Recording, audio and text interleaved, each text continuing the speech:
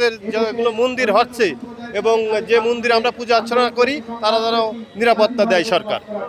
আমরা কখনোই রাজপথে নামতে চাইনি, কিন্তু আমরা বিভিন্ন সময়ে দেখি হাজার বছরের সম্প্রীতির বাংলাদেশ, যে সম্প্রীতির হিন্দু, বৌদ্ধ, খ্রিস্টান, মুসলিম সম্প্রদায় একে অপরের কাঁধে মিলে বসবাস করে।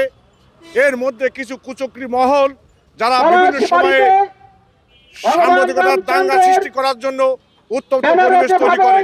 আসলে এরা কোনো দলের নয়, কোনো জাতির নয়, কোনো ধর্মের নয়। এদের উদ্দেশ্য দেশকে অস্থিতিশীল করার উদ্দেশ্য, মূল উদ্দেশ্য। আমরা চাই বর্তমান সরকারের কাছে আবেদন, এইসব দুষ্কৃতিকারী যারা বাংলাদেশের বিভিন্ন জায়গায় গাইবান্ধা সহ সারা দেশে অস্থিতিশীল পরিবেশ তৈরি করতে চায়, তাদের আইনের আওতায় নিয়ে এসে বিচার করা হোক।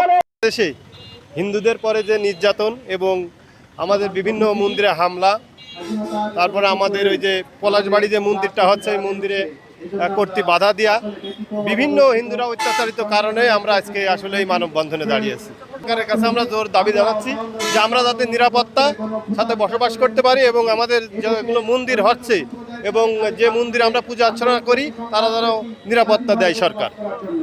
যে পূর্বপুরুষ বসবাস করে আসছিল সেই ক্ষেত্রে আমাদের জন্ম। তা আমি একটা বার্তা দিতে চাই যে এদেশে আমরা যখন আমাদের ট্যাক্সের টাকা আপনারা সুন্দরভাবে গ্রহণ করতে পারেন, তাহলে ধর্মীয় মত প্রকাশ করার অধিকারটাকে আপনারা সব জায়গায় সেটাকে বিরাজমান করবেন, শুধু সংবিধানে থাকলে চলবে না। আমি সরকারের কাছে অনুরোধ জানাবো, এটা আপনার সংবিধানে না রেখে আমাদের বাস্তবে প্রমাণ করে দেখাইতে হবে যে এদেশে আমাদের সর্বস্তর মানুষের আপনি সিকিউরিটি দিয়েছেন।